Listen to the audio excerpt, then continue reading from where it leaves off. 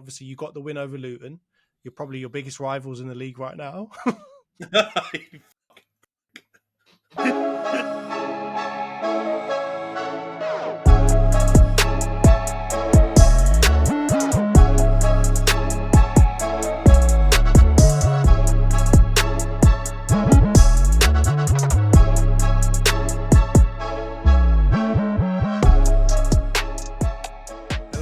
And welcome back to the Social Media Derby. We've got another tasty week to go through today with a couple of games in the Champions League as well as a couple of games for game week 11 to talk through. But first of all, before we do that, I would like to say a big thank you to those of you that are watching on YouTube.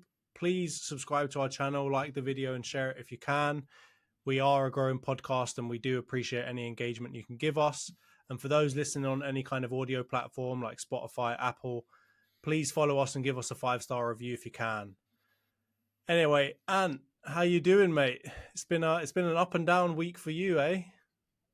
Yeah, just all round fucking shit, to be honest. So we'll kick off with some extra editing work for you to do because I've had a fucking stinker this week. Poor in the midweek, and you saw obviously we were chatting on WhatsApp. And I was just basically dumb. I think I tweeted, "I hate football" or something like that. And lives are being ruined out here. yeah, exactly. Zambler. Yesterday was just absolutely boring as well. But yeah, aside from football, all good. How about you? Yeah, not doing too bad. It wasn't as bad this week in terms of football as it was last week. So I'm a little bit more upbeat on the Arsenal side of things, but. With that in mind, let's actually get into it and let's go through those Champions League games first. Obviously, we'll start with Man Utd because that was a bit of a humdinger of a game.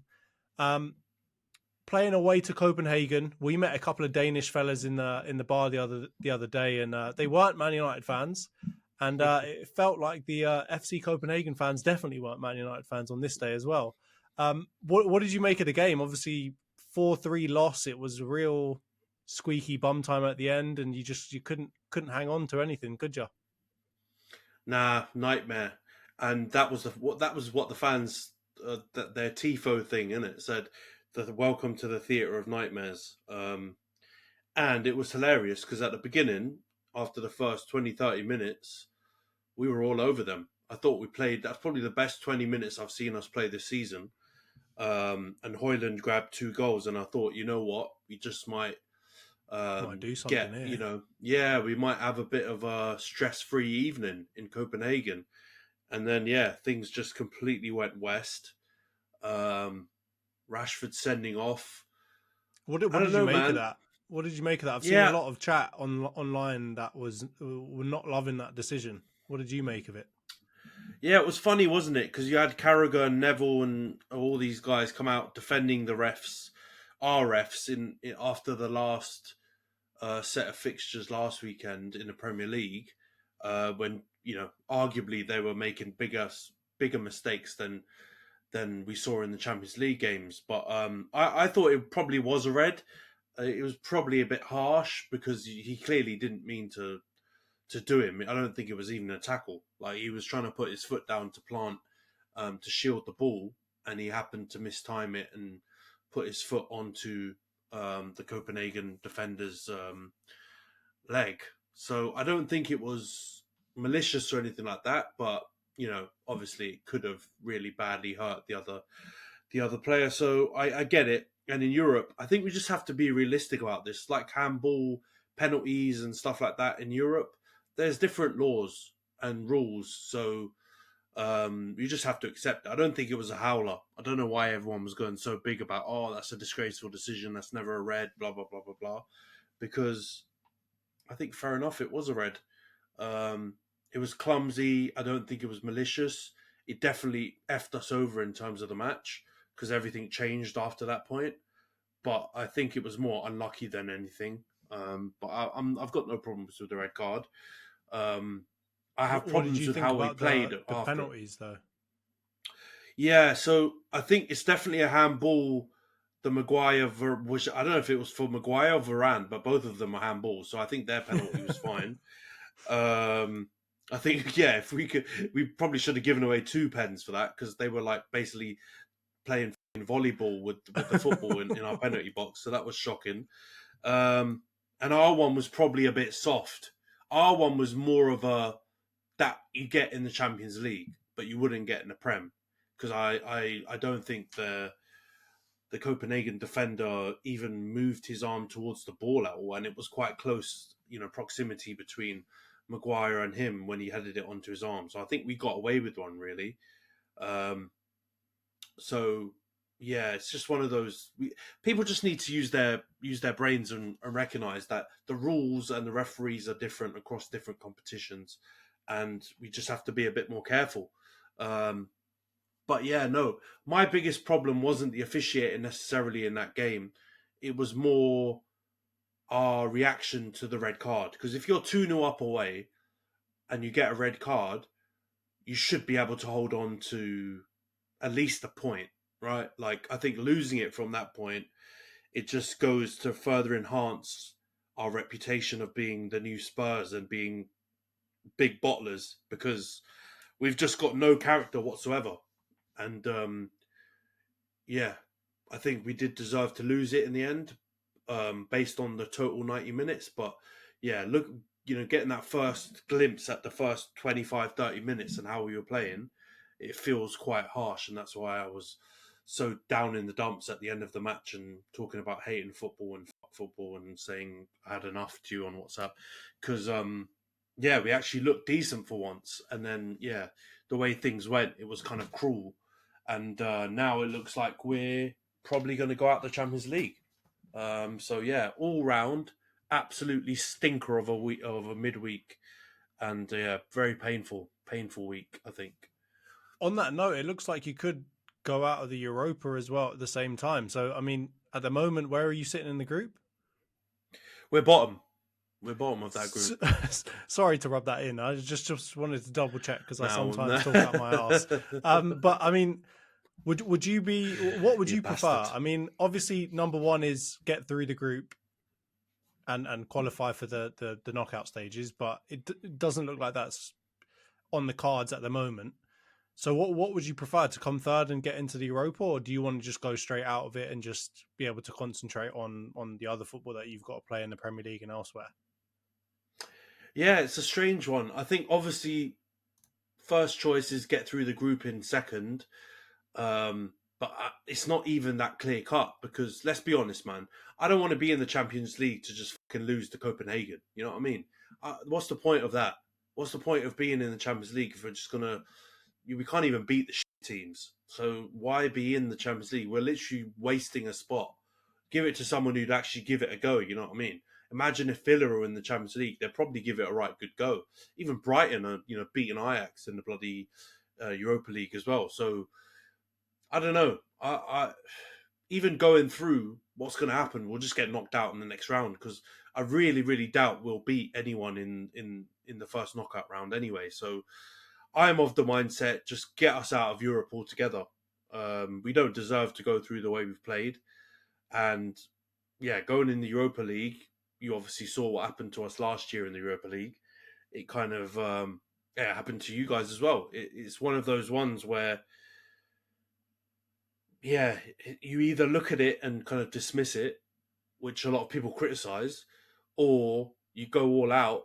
But it's a long, hard slog. You're playing Thursday, Sunday until mid-March, so it's not ideal. So I think I would just say, F it. Give obviously Galatasaray away a good go. If we can't get the win in that, then like literally just play the kids against Bayern in the final game, and let's just finish fourth and peace out the Champions League and Europe altogether, and just get back on the training pitch and actually try and work on some style of play and passages of play and stuff like that. I think that's where I'm at the moment, but I might be just in a bit of a negative defeatist attitude because of how shit we've been over the last 2 months. I mean, to be fair, from an Arsenal fan's point of view, I'd prefer that you go through second because I'd prefer to play you than have to go and play Galatasaray away. So yeah, I'd like you guys to go through just because I think it might be a slightly easier game than having to fly to bloody Turkey and have to fight against them fans. So from a selfish point of view, I hope you can do something. But I agree with you on the whole kind of Europa League thing because you fight your way through that. If you go out early, everyone's like, "Oh, look how crap you are! You can't even get through Europa League." You get deep into it, let's say you win it, even everyone's like, "Oh, you just won the Europa League." So it's kind of like a lose-lose situation if you started in the Champions League and you end up in the Europa. I'm sure the Liverpool fans though will prove me wrong at some point this season. If Liverpool get deep in the Europa League, they'll be screaming all kinds of Champions League, European winners bollocks as they usually do. But anyway, speaking of European winners, obviously Arsenal came up against Sevilla again. I think our predictions last week, I was being a negative Nancy again, and I was predicting us to Of lose. course, I think standard. you had predicted us to win actually, and for it to I be. did, yeah. I don't think you said it was going to be comfortable, but I do remember you saying that we were going to win, which obviously came true in what actually proved to be a relatively comfortable game with an Arsenal 2-0 win. I'll start here. I mean, I think it was a really good performance, and I was shocked again that we were able to do that to Sevilla, and that Sevilla weren't able to muster up more than that. You know, I've come to obviously what they did to you guys last season. I've come to expect that they will kind of tactically adapt enough to make it a difficult game for us. But at no point in that game did I really feel like it was all that difficult. You know, I mean, if you're letting Jorginho thread balls through and splitting your defense open, I mean that to me is we may as well be playing a championship side. So from that point of view, I was really happy. It was good to see Saka again playing well. He's got a really good goal and assist record in the Champions League now so far. I think it's 4 games, 5 goals and assists. So really happy to see that. I think it was a consummate professional performance from our team. And, you know, I'm looking forward to, obviously I feel like we're comfortably through now. So I'm looking forward to us putting out a slightly weaker side for these last couple of games and just getting us nicely into the knockout stages. What did you make of the game? Yeah, it looked really comfortable. I was switching back and across, obviously, a few times during the Copenhagen United game. When I thought it was basically lost, I started concentrating a bit more on the Arsenal Sevilla game, and it looked just really comfortable. And I agree with you. I did think you guys would win, but I did think Sevilla would have put up a bit more of a fight than they actually did. And yeah, you've managed to maneuver that double header against them really, really calmly. Two wins, not too many scares, not too much drama, um, and just really professional performances. And I think, yeah, you guys have made light work of the hardest team in this group. And now it looks like if you win I think your next game is at home, isn't it? Against Lens. If you win that, like you're through. You're probably I'm pretty sure you're almost guaranteed now, but you'll definitely be through, and I think you can top the group if you win your next game. So that would be great. You can rest some of your players in the final game, and basically the way you guys have done it is how a top English team in a group stages should maneuver. Like unless you get a really really difficult group like Newcastle have got, for example, where things are going to be really nip and tuck throughout, most of the time you're going to get a group like, if you're lucky, what you guys and City have got, and if you're slightly unlucky, what we've got. But still, even with our group, you should be easily maneuvering through that group, right? You should be battering Copenhagen home and away. You should be beating Galatasaray at home. You should be giving Galatasaray a good game away because I know that it's difficult there, the atmosphere, and then you should be really going toe to toe with the other big team that you've got in your group. And yeah, for a team that have been out of the Champions League for quite a while, I think you guys have dealt with this group really well. And for a team that have been in and out of the Champions League in the last, I don't know, 10 years, we've kind of never really missed too many Champions League competitions in the last 10 years. We've approached it like absolute rookies. So yeah, I think hats off to you guys. You've done really well. And Yeah, but I'm not surprised you beat Sevilla. Like you guys actually, some of your best performances have come in Europe this season. So I felt Some of our actually a only bit good more. performances, yeah. Yeah, yeah, exactly. So no, I'm not surprised. You guys have done well, and yeah, like I said, it should be smooth sailing now for the rest of the group stages. I think for you guys. I should hope so. And I mean, as much as I did say that I want to play kind of a weaker side for these next couple of games, looking at that Lens game, I do want to do them over, just for what they did to us in the first fixture. So I'm kind of caught in two minds there. But I wanted to get onto one thing, which was a kind of a stat I saw from a couple of bookies coming through, that they were putting Arsenal at the third highest odds to win the Champions League this year. And I'm going to use a phrase that you love to use. Do you think there's any truth in that, or do you think maybe people are over egging the pudding a little bit? I mean, it's our first time back in Champions League for quite some time. To put us at the third highest odds, it seems a little premature to me. What do you make of that? Do you think we really got a chance? Yeah, it's one of those weird ones, isn't it? Because if you look at it from um, the outside looking in, just like on paper, you would think Arsenal surely aren't, serious contenders to win the trophy. They haven't been in the Champions League for like 6 or 7 seasons. You haven't done particularly well when you've been in the Europa League either. I think you made one final, and then gone out in a couple of disappointing games in recent years. So there's no real evidence to kind of point towards you guys having a real good push in the competition. But what I have heard quite a few other people say, and I agree with it, once you look beyond Man City, who are the real contenders for the Champions League? Like there are a lot of big names and like traditional powerhouses in the tournament, obviously. But are any of those teams really in the right position to actually go on and win? Like I don't think, as good as Real Madrid have been, and as good as Jude Bellingham has been, I don't think they're in a position to win the Champions League with the current squad that they have. I don't think Barcelona definitely are in. They're definitely not in a position to do anything major either.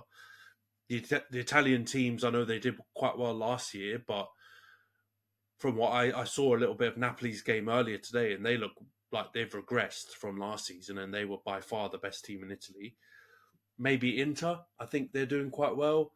Maybe Bayern with Harry Kane, but those are pretty big big maybes. Like I think you guys would give both of those teams a good game and potentially beat them. So really, I get why people are maybe putting you there by kind of default, because there's not loads of big teams that are really smashing it aside from City, and you ran City really close last season in the Premier League. So I kind of see it, man. I think it would take a a kind draw maybe, and some big performances against City, because I feel like City's like the final boss, the final stage Yeah. boss. Like there's no way you're going to win the Champions League without having to beat City. Let's put it this way, right? Like I don't see a world where they lose to someone unexpectedly, but I could see a world where they lose in a final to another top team like Arsenal or maybe Real Madrid, maybe, or Bayern Munich. But I don't think it's out of question. But maybe third is a bit. Maybe it's, I'll probably put who were the top two? Do you remember? Was it City, I guess, It and was City Bayern? and Was it? Bayern. City All right, first, yeah. Bayern second. Yeah, okay. Then I don't think it's that crazy, man. I'd maybe put you on par with Real Madrid. But you could argue that you're probably a bit further along in your development as a squad than Real Madrid. But yeah, it'll be interesting. I don't think it's out of question. I think you can definitely get a semi-final, which if you get to semi-final, you got to go for it, isn't it? Then you never know. You could get through to that final and play City, and you've proven this season that you can beat them. So why not? I think be positive, but don't do the Arsenal fan thing online and go and say you've won it already. You know what I mean? It's all in our hands. We got bigger fish to fry. That is the biggest fish. That is the yeah, the fish that we have never ever fried before. So Exactly. yeah, that would be major, but I'm not getting ahead of myself. I think we could be in the Champions League final winning 3-0, and I still wouldn't be getting ahead of myself just based off of our history. So I mean, but with that, speaking of the Champions League and our kind of chances and us being third in the running for that, we're now obviously third in the table, I think tied with Tottenham, and obviously you saw us play Burnley this weekend. Home victory 3-1 against Vincent Kompany's very struggling Burnley. What did you make of that game? Because it was, I feel like the scoreline doesn't fully tell the story of that game, really, does it? I don't know. I think you are good value for that win. And Burnley are just one of those teams. They play nice football. They have a lot of the ball, but they do fuck all. Like essentially, that's what happens, isn't it? Like they just don't hurt teams when they have a lot of the ball, and they don't take chances. And a lot of their forward players are just not clinical. They do a lot of things well, but that final last step, they just don't seem to have the smoothness, the kind of clinical nature to be able to take their chances.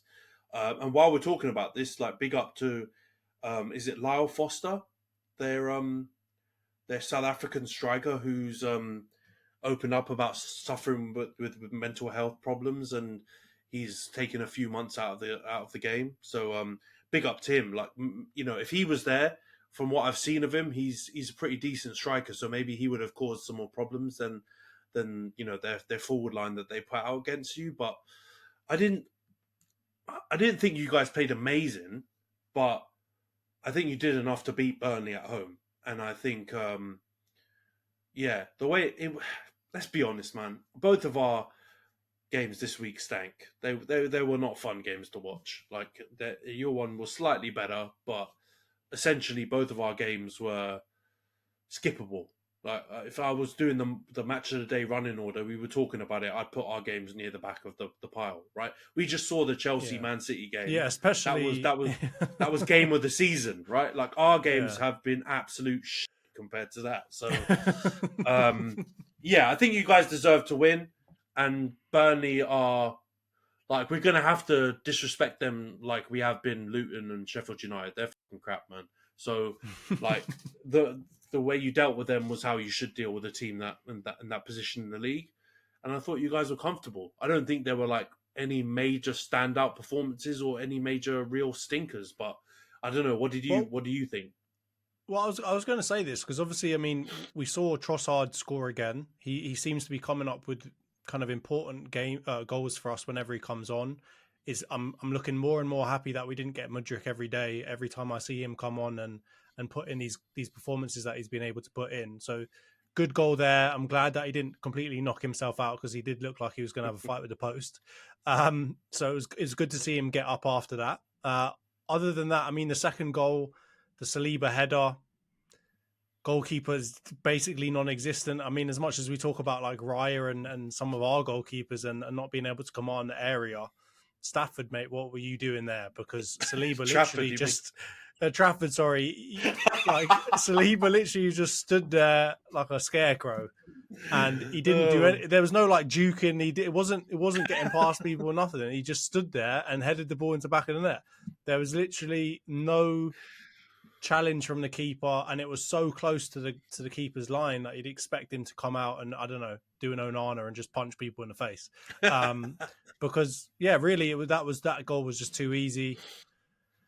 And then obviously, the third goal was Zinchenko turned into Karate Kid, and he just spanked one top corner. So, I mean, that goal really was like the highlight of the game to me, at least, like in terms of quality, in terms of, I mean, outside of a couple of good challenges from Saliba and the sending off, that was really the highlight of the game for me.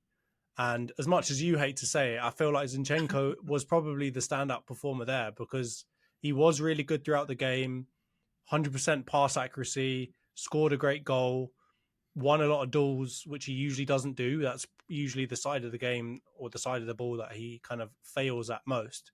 But yeah, I think he had a really good game and he did his typical riling up the crowd for no reason kind of thing that he likes to do. But I've just, I've come to love it. It's just like, that corny friend that you have in uni or whatever, and you're just like, you're a weird guy, but at the same time, you just got to love him. So, I mean, if I have to pick a standout performer, I'm probably going to give it to Zinchenko, and I don't see myself saying that a bunch more times this season. I will say that, but I do have to highlight that I think his performance was really, really good. I mean, when I was sending you a couple of posts on Instagram, you were like, "Nah, he's still crap." So, I mean, what was your take on his performance? And am I over egging the pudding, or did he have a good game? Just concede it, mate. Just give it up. No, I think he was one of your better performers for sure, and I think his attacking play and everything going forward is good. Like, I think he's a good attacking player. I understand why you put him at left back, because obviously Pep has as well, and he's got some attributes that make him a good player in that position as well. I just think that he's going to get exposed, like when he plays a good winger, or someone that takes him on, because he's just not got it defensively. And he's not quite Trent Alexander-Arnold when it comes to the defending, but he can be exposed in similar ways. So that's why I've always kind of criticised him as a left back. I think as a midfielder, he'd be great. Like, I think he'd be a good midfielder. And actually, that was one of the questions I wanted to ask you later on in the podcast. But actually, I was leaning more towards Saliba for this game than Zinchenko, because I just think every game that passes, like, I can't call him a prospect anymore.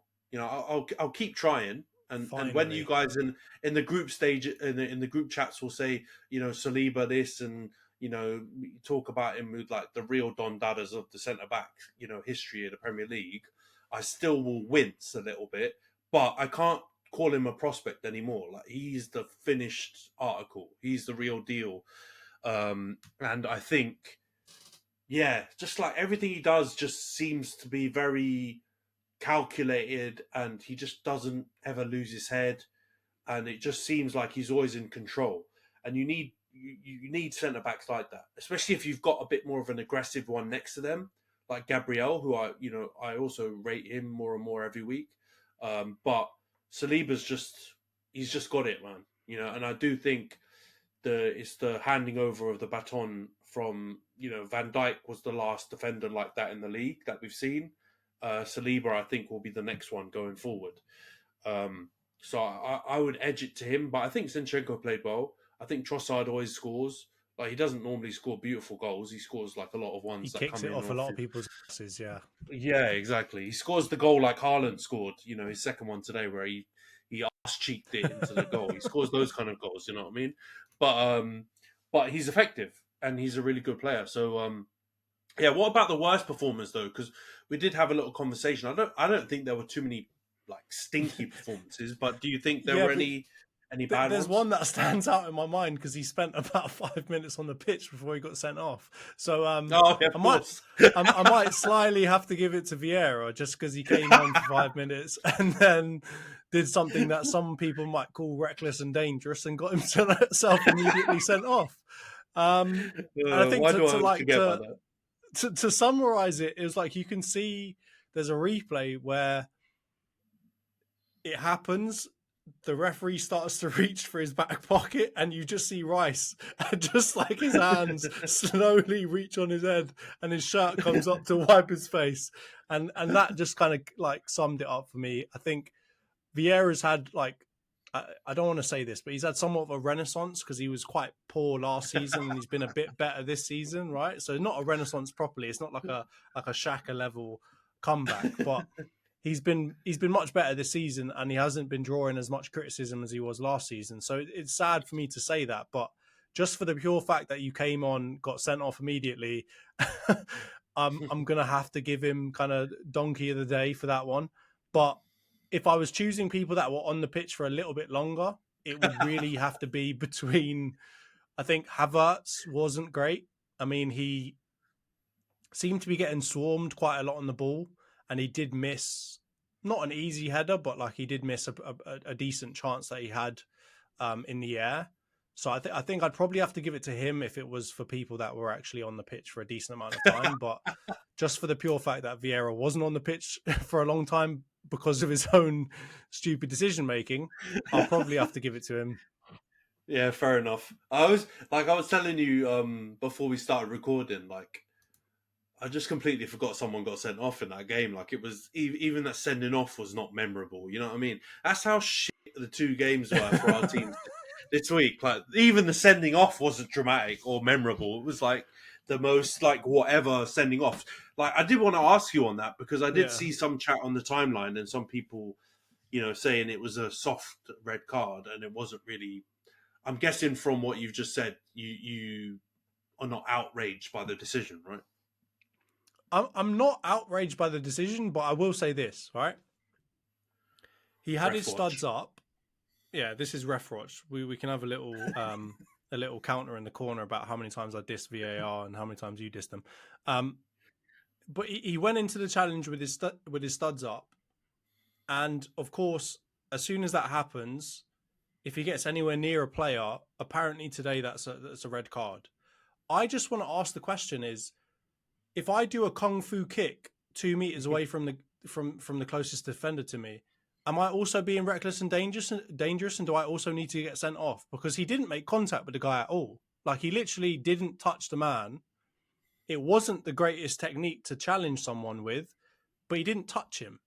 So this is where I kind of get like, some people are of that, like they're thinking in the past where they're like, if you get the ball first, it's not a foul. And, they have a big problem with, if a player gets the ball first, then it shouldn't be a sending off or it shouldn't be a foul or whatever else, right? And in that case, I kind of disagree. And I'm like, I get it. If you're fully out of control, even if you get the ball, it doesn't really matter because you can still do a massive amount of harm to someone. But my point is, if you don't even touch the man, how do you get sent off? It's like he didn't pull out a knife and start waving it around. Like he literally had his studs up trying to get the ball and completely missed the man. I don't know did you see it? Because I'm not too outraged, but I don't understand. You don't even have to actually touch anybody now to get a red card, like a straight red card. Yeah, I thought it was harsh. I'm not going to lie. Like I don't think it was a stonewall red card, and I do think he could have easily got a yellow for that, and there wouldn't have been any kind of, no one would have been going, "Oh, the ref's missed one; he should have got sent off." Because I get the whole some people say it's you don't have to necessarily make contact with someone to get sent off because the intent was there to harm them or whatever, or there was reckless nature about the challenge that could have caused serious harm. But I really don't think that was even the case. And I understand the way he tried to tackle with your studs that coming out and onto the ball like that is frowned upon more and more these days in football, but I don't think it was like a leg breaker if it did connect with him, which I think is the only time you should really be making that kind of decision, not based on whether or not there was contact. Yeah, like if you fully launch yourself off the ground like a double foot challenge and miss the ball, I can get that, but it's a 1 foot challenge. He's not fully out of control, and we're allowed to have goalkeepers come out and punch people in the head, and that's not a red card, and that's not reckless and dangerous. Like, where is the line here? I've lost it. I thought I understood the rules of football, right? It's like when we went to that rugby game recently, and at certain points we just turn to each other and be like, "What? Why did that? Why is that a penalty?" Yeah. I'm starting to feel like that with football now. Like I literally don't. I've been watching football since I was probably about 5 or 6 years old, and I don't get the rules of the game anymore. Yeah, I don't understand the implementations. Right? There's some things that are just it's hard, and when you get the class clown duo of Gary Neville and Carragher going on, Sky or their own platforms, kind of confusing it more by saying, for example, they didn't think that the Gabriel push was a foul, and then somehow the Rashford one is never a red card. But then if that's the case, consistency would surely say that the Vieira one is 100% not a red card either. He didn't even make contact. And essentially, if you look at the tackling action, the Vieira and Rashford one was really, really similar. The difference being Rashford actually made full contact with the guy's shin, and Vieira did not touch him whatsoever. And to be honest, had no force or intent that he was actually going to anyway. So yeah, I think it was like at the end of the day, like I said, that match was so boring and uneventful that even that red card didn't feel eventful. But if it was like, if it happened in a tight game and it really meant something, I think I would be pissed off about it. Like, I don't think it was a fair sending off. And I think if we're doing that, if we're giving red cards for that, I don't know what's coming in the future, because there'll be so many challenges where someone's coming up to something and not not approaching it maybe in the recommended way that we have to protect everyone's safety, but that doesn't mean it's a red card. So I don't know. I think we are heading towards that rugby territory where we just don't know what the fuck is going on, but we just celebrate when our team scores, and that's it. But I mean, on that note as well, obviously the game wasn't televised, so maybe that plays into the fact that the that definitely makes a difference. Didn't come out and talk their usual books that they usually do about these kinds of challenges. But it would be nice, like if we had like a weekly wrap up where the Chuckle Brothers again could come on and say, all right, this actually wasn't fair, because it does seem to me that it's just like whatever they see apparently, or whatever they're asked to commentate on, they'll be outraged about whenever they feel like, but they don't ever keep the same energy for matches that aren't televised. And at least half of the matches aren't going to be televised. So from my point of view, it stinks. And I'm trying really hard not to be one of those Arsenal fans that's like, oh, there's a bias against us. And I definitely don't think there is a bias against us from the referee perspective, right? I don't think the PGMOL has come out to try and batter us or anything else like that. And I don't think the stats would support me in trying to say that either. But I do think that there's just this, they got to keep the same energy, right? It's the same thing that came out in Arteta's interview after the game, right? They were asking him, how did how did the match go? Are you happy with the win, et cetera, et cetera? And even he has to kind of interject at the end. He says, are you guys going to ask me about VAR? I think everything was good today. You know what I mean? And so this is where it's the same kind of thing from the media is my main problem. The PGMOL, they stink, and that's clear, right? At this point, they're kind of like that, just that helpless head case in the corner that no one understands. They're just like, all right, yeah, he's a bit nuts.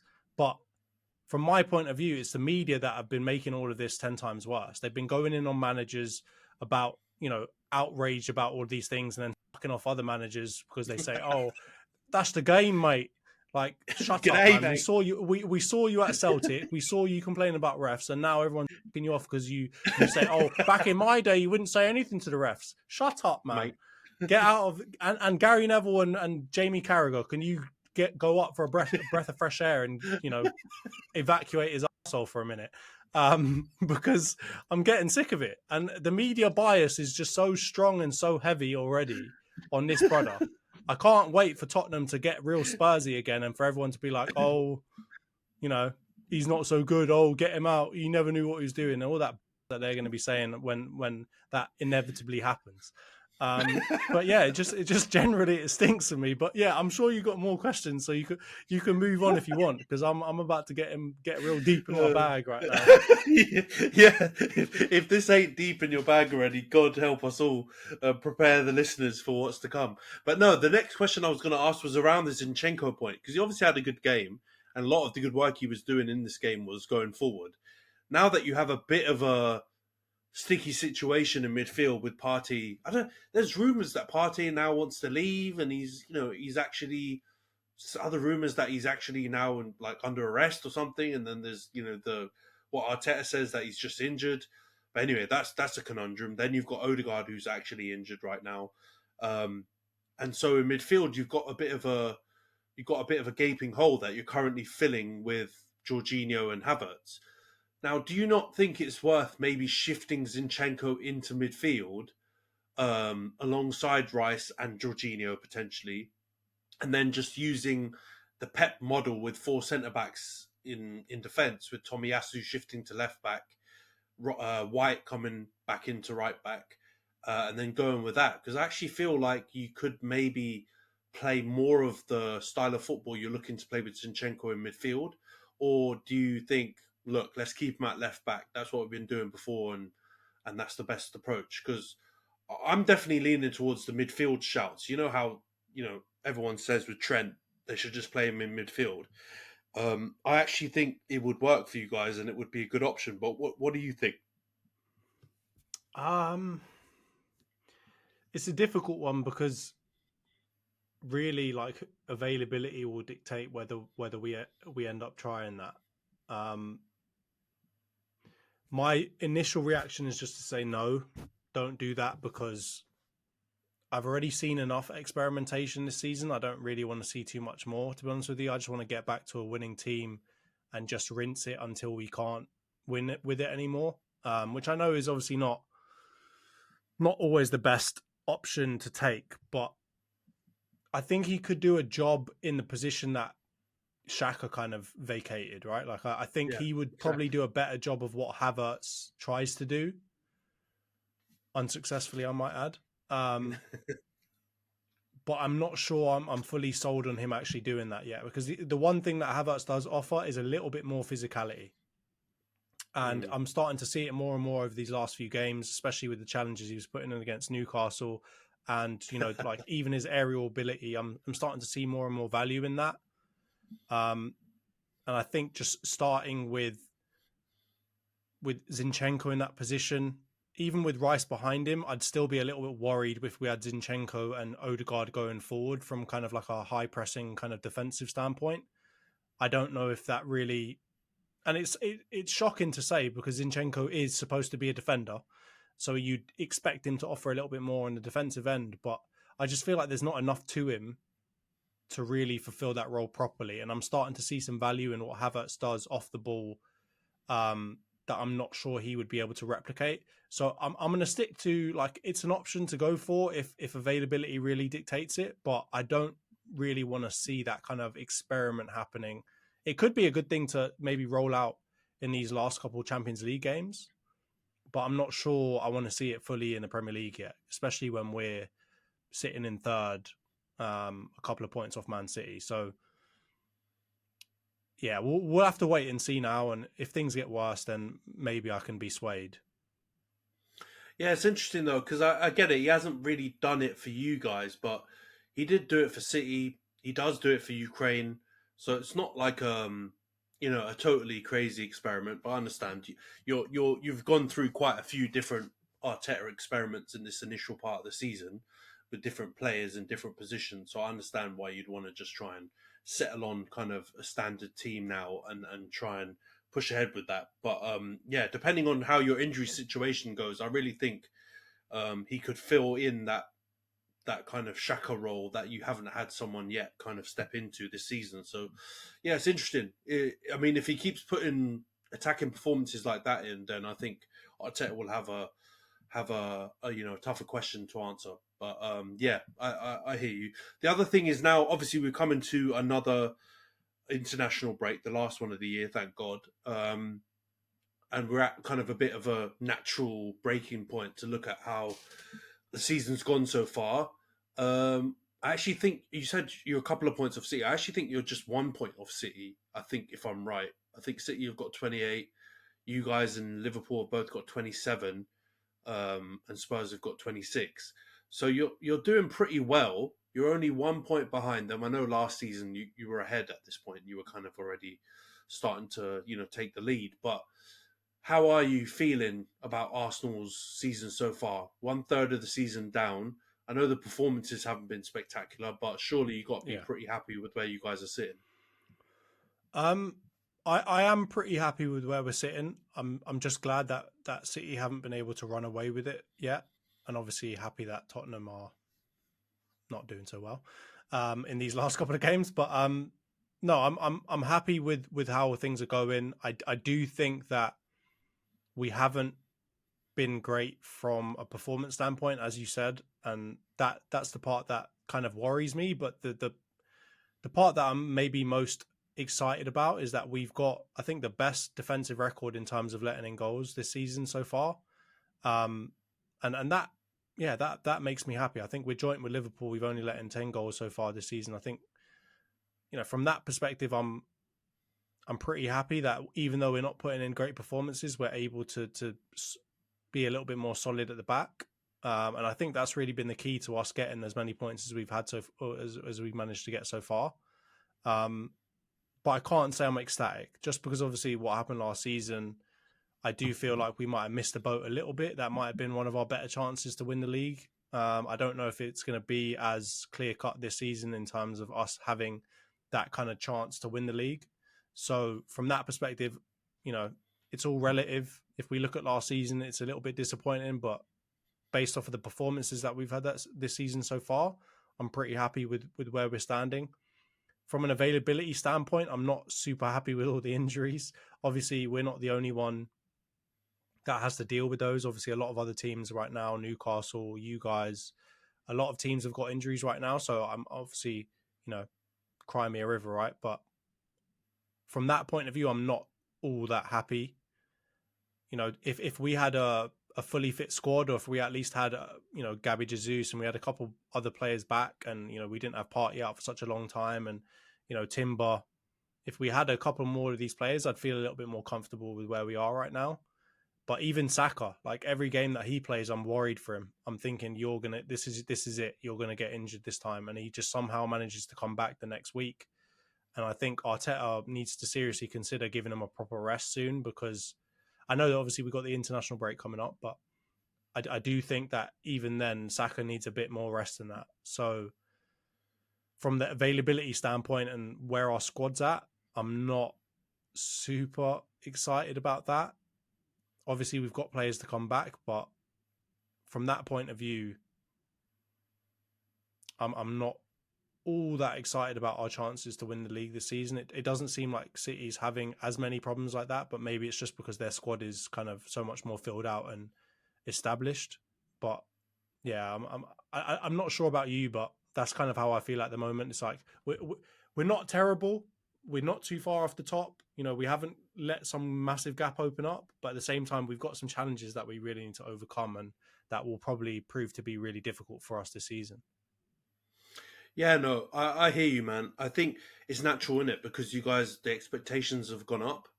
I think if you had this season off the back of, just getting into the Champions League last season, I think you would be probably a little bit less critical of it. But yeah, from a performance standpoint, I don't think you guys have hit anywhere near the heights that you did last year. But from the results perspective, I think you've done pretty well. You've beaten City. You've obviously got a couple of draws against Chelsea and Tottenham, which, you managed to beat both of those teams last year. But I think you've been doing well. You beat us, so I know everyone beats us, but you've had some good results as well. So it's a give and take thing. But yeah, as long as you guys kind of get some of your players back, I think you've put yourself in a good position. Like, obviously nothing's better than last season when you were top at this point, but you're not far off that. You're only 1 point off it, and it probably just feels a bit different because you can see what City are like. Even with the new players, they've integrated them in seamlessly. Doku looks amazing. Alvarez looks even better this season than he did last year. Gvardiol looks decent as well. So they look daunting. And then obviously Liverpool are coming up along the sides as well and managed to somehow make it work with all the attacking midfielders they have in midfield. So and even Tottenham, their last couple of results have looked really good as well. So it feels like you need to be performing just as well, if not better than last season, to be able to give yourself a real chance. But I think you're doing well. And I think over the coming weeks, I think you guys will start to pick up performance-wise, and once the squad starts to settle when you get some players back. So let's put it this way. I would love to be in your position right now. And I'm not, sadly. I'm in fucking sixth. Well, I'm in sixth, right? Which isn't even that bad. That's not all that bad considering how much turmoil you guys have been through already, and like just the roller coaster of emotions that is the Man United fan base. I feel like you're not doing too badly, and I think that's a great way to segue into what you rightly called a pretty stinky game as well. But I think you guys probably won a couple of boring games to just get some wins in, and obviously you got the win over Luton. You're probably your biggest rivals in the league right now. I couldn't even get through that one. Oh, I could feel the giggles coming already. But anyway, you got through. You got through that Luton game. You won 1-0. A nice little goal from old from Victor Lindelof. What did you make of that game? And I mean, what did you make of the performance in general? Obviously, starting with Maguire again, kept a clean sheet. Onana looked good. What did you make of the whole game? Yeah, you're a bastard for that. But yeah, put some respect on Eric Ten Hag and Man United. We're the most informed team in the league over the last 5 fixtures. 4 wins, 1 loss. So we should be more respectful when you talk about Man United. You should be more respectful. You know what I mean? No, jokes aside, we were pretty fucking shit in this game. Luton are just so poor that we can be that bad and still somehow win, because they didn't really threaten ever. I can't remember a chance they had. I thought Chong, when he came on, looked quite lively, and he was probably their best player. And that tells you all you need to know about Luton. So yeah, it wasn't the greatest game. It's like pretty much all of our victories that we've had this year, they've either been very boring or we've kind of snatched a win that we didn't deserve. This one fell more in the former category. I don't think Luton deserved anything from the game, but we were very uninspiring, and it was just an uneventful game. Like, we didn't really do much with the ball. We had a lot of it, but we didn't do much with it. The only chances I can remember were, I think Højlund missed a close range 1-on-1 with the goalie, and he hipped it. He hipped it or kneed it, and he couldn't get it in. Garnacho had a chance in the first half where he was played through really nicely actually by Højlund, and for some reason took a bunch of touches and tried to round him when it was never on. And yeah, those were like the big flashpoint moments for me that really were of any interest in the game. It was just very boring, uneventful. I think our defense looked fairly comfortable. Onana didn't really have much to do, and whatever he did do, he did quite well. Lindelof, Maguire had no threat pretty much throughout the whole game. Reguilon played pretty well at left back. Dalot was all right. I don't know if I can forgive him after some of his performances though in the last few weeks. He's been fucking poor in the last couple of weeks, and that's after a lot. Put in a good cross for Højlund. I think that was another Højlund chance where he had a header cross goal and he couldn't quite get it into the corner there. I don't know. I remember Højlund had a header from a corner, I think, which he put just wide. I don't know if it was Dalot who crossed that or it was Bruno, but yeah, like he wasn't bad in this game, but he was fucking terrible in the Copenhagen game, and he's been terrible in a couple of against City. He was poor. In some of our other weaker performances, he's normally been one of the main culprits. So, but even he looked all right. Our backline generally looked okay. Scott McTominay looked all right. He actually, wasn't hiding from the ball, and I have to say, I'm not going to get on this Scott McTominay's a saviour train and change my opinion on him hugely, but I will say he's shown some real character over the last couple of weeks. Because, yeah, there were memes and compilations going out of all the times Scott McTominay failed to track back or chase the ball down or just looked like he didn't care, and it felt like, from me obviously, but also a lot of the rest of the United fan base, people had enough of him and just get rid of him, like Maguire levels. And he's actually looked all right in the last month or so. He hasn't been someone that you could watch us play and say he's clearly the big problem. So I think he was that all right. comeback, those 2 goals where he came on and kind of won you the game. I think since then he's been looking a lot better for you guys, especially on the attacking end. He's been much more of a threat than a lot of the other players on the pitch. Yeah, I mean, but even his passing, his touches, when he was been playing a bit deeper. So, because in the last couple of games, Eriksen's come off quite early, and then we've pushed him back into the deeper line 6 role. So he's had to do more of that kind of defensive stuff, and he was all right. against Luton. He was good. He was decent on the ball. He had some nice touches. He didn't go hiding from the ball, like I said, and I have to give him props for his mental strength because everyone wanted him gone on a similar level to Maguire, and he's come in and done all right. And even Maguire was decent, man. I think these types of games where there's going to be a lot of aerial duels, and you've got a striker who's going to try and outmuscle you and do that kind of, Michael Antonio type approach. Maguire's all right. He can handle himself well. When you play a good or top striker like a Haaland, for example, obviously Maguire's going to fall massively short. So I don't think we had any best performers really. I think Lindelof was obviously scored the goal. He looked very tidy in defence, so he was probably the best player. But it was just a sea of 5 and 6 out of 10s really from our side. Even our worst performers, like I feel harsh saying worse because they were just average.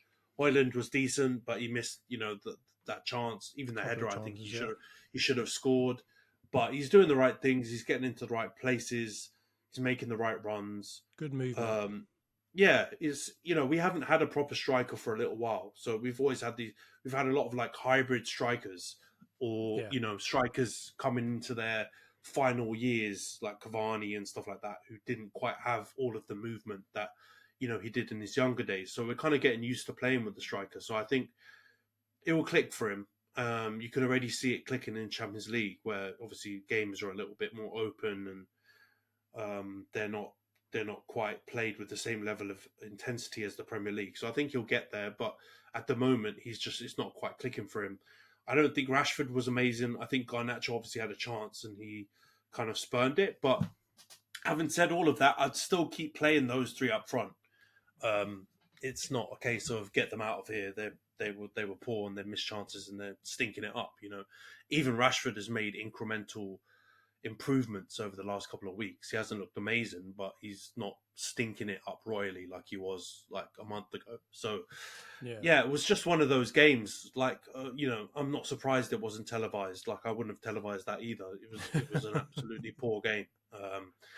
Well, I mean, I was going to ask you a little bit though. So you said obviously like Lindelof and Maguire probably two of your better performers.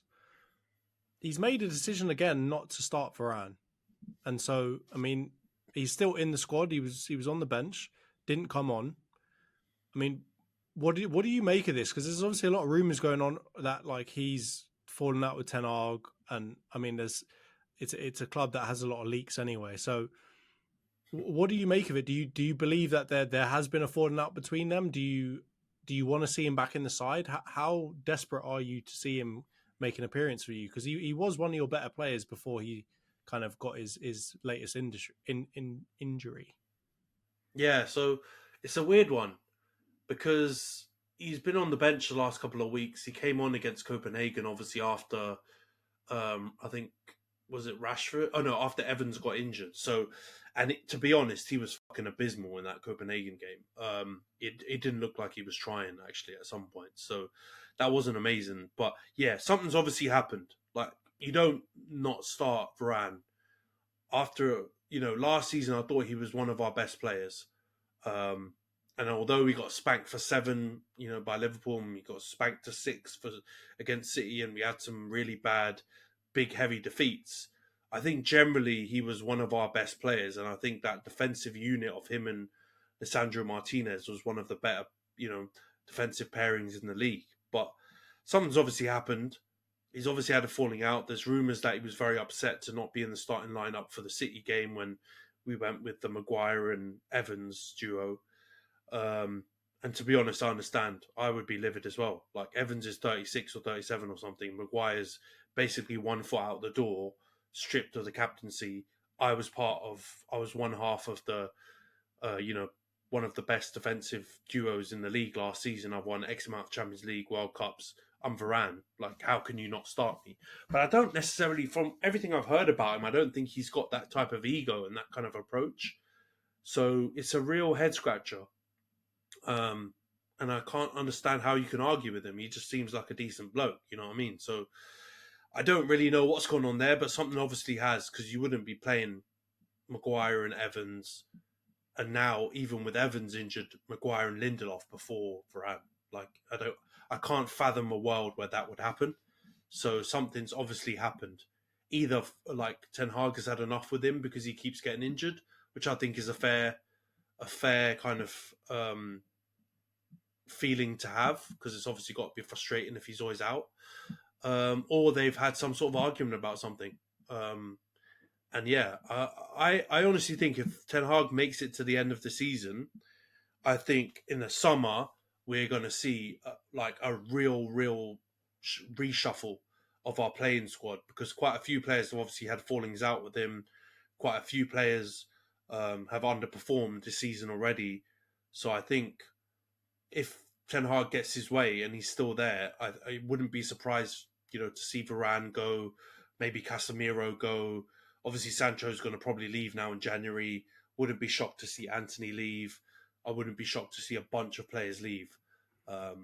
I think Yeah. that's probably what will happen. And Varane, it looks like Varane could be one of those players as well, if this is true.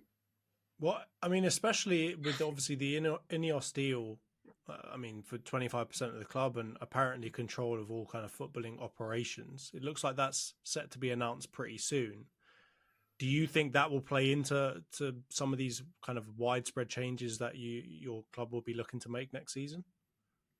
Well, I don't know if it will be that instant. Like, I don't know if you will see any impact on the pitch, because as far as I know, they buy the club, they buy 25% of the club, all of that money goes into the Glazers' pockets, and then they've committed to spend like 300 million or something on the infrastructure.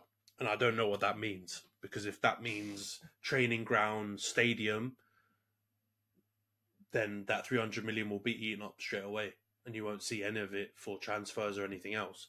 If that means, I don't know, recruitment and to restructure the football operations, which I've heard a lot of stuff about, like getting in Paul Mitchell, getting in some people that were in his football operations in Nice, then yeah, I think it could have an impact on the on-field performances, but I don't think it will be. I think more likely that money's going to go into the infrastructure, and therefore you won't see any impact. It will probably be something that we see the impact in the next few seasons.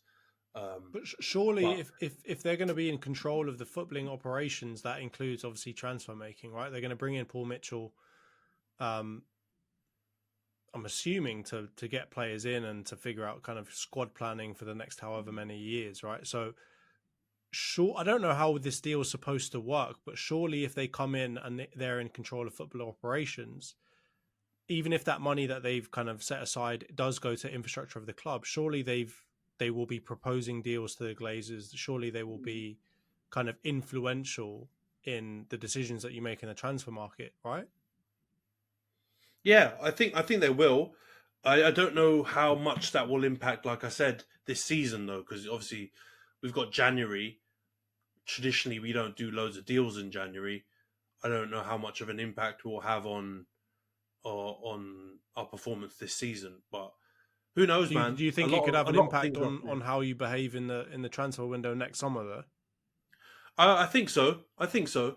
I think if they commit to spend more money and give us, obviously more of a transfer budget, then I think they'll obviously be very involved. If we have a new football director of football, if it's Paul Mitchell or someone else, and we have a new structure above Ten Hag, then obviously that will change quite drastically. I would imagine, and I actually do hope that comes in, because as much as I, back Ten Hag and want him to get the players that he wants, I do think there needs to be a bit more longer term thinking behind the transfers, and it can't just be he goes and picks players that used to play for him, and people that he used to manage or he admired while he was managing an Ajax or wherever else.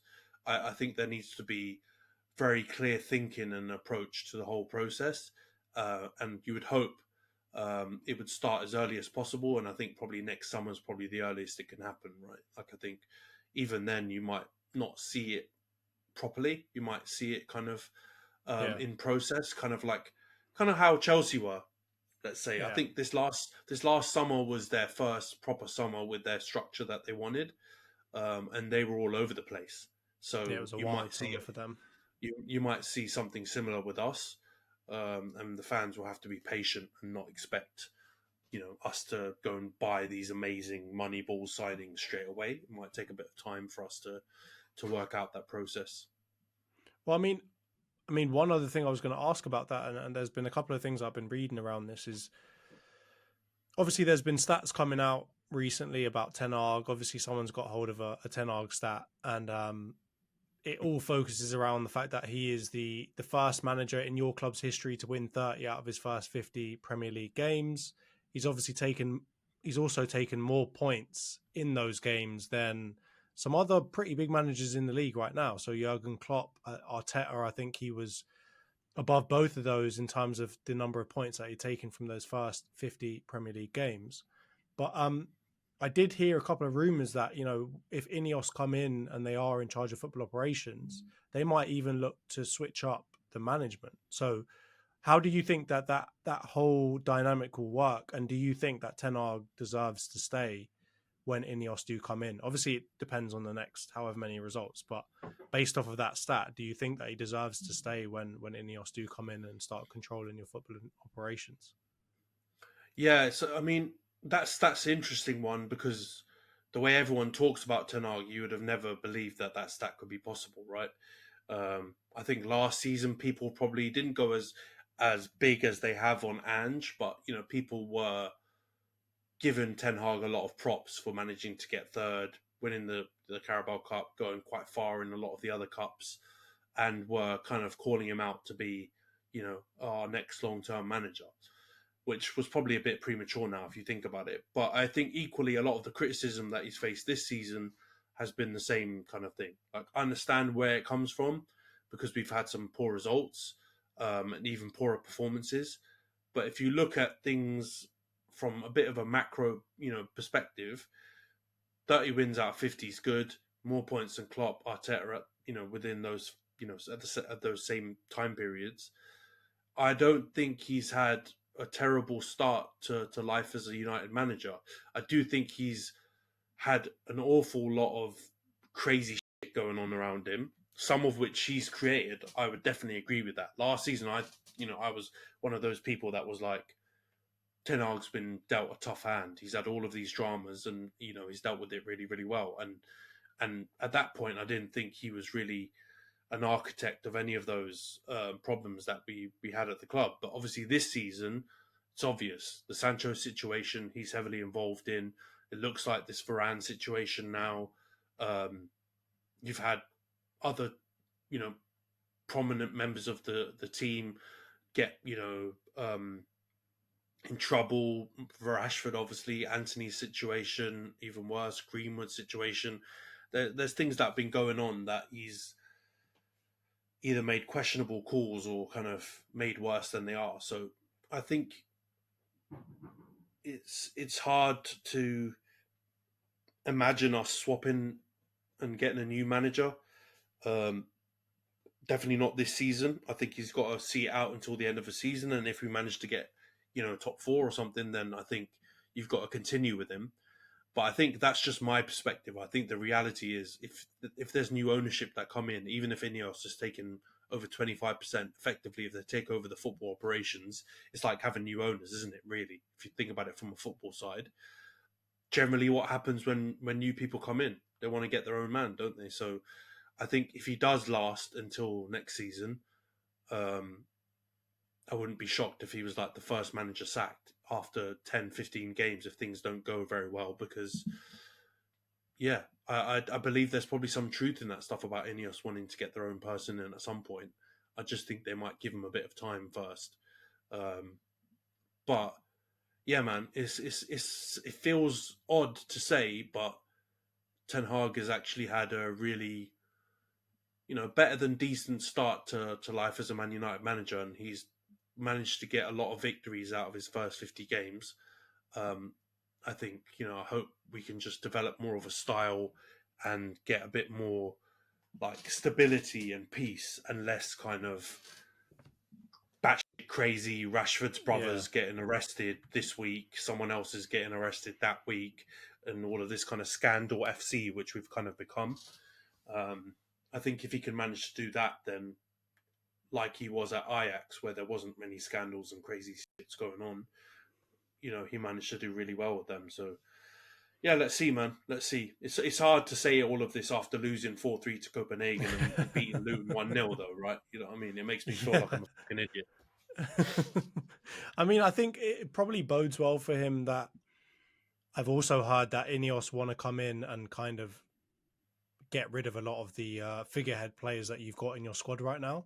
So the fact that he's had some of these issues, kind of, let's say, personal issues with some of the players in the team, actually might bode decently well for him in the long term, because Ineos probably wants to get rid of a lot of those players anyway, right? And I mean, one thing, very much hearsay, but obviously someone was looking at the trend of all the players that you kind of got rid of over the last however many months.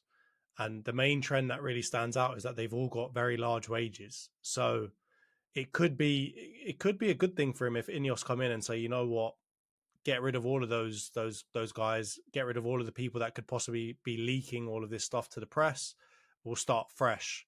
And if they can get the investment to do that, could actually bode well for Erik ten Hag. I mean, he's been pretty vocal about the standards that he expects from your players, and it's been pretty clear that a lot of your players haven't met those standards.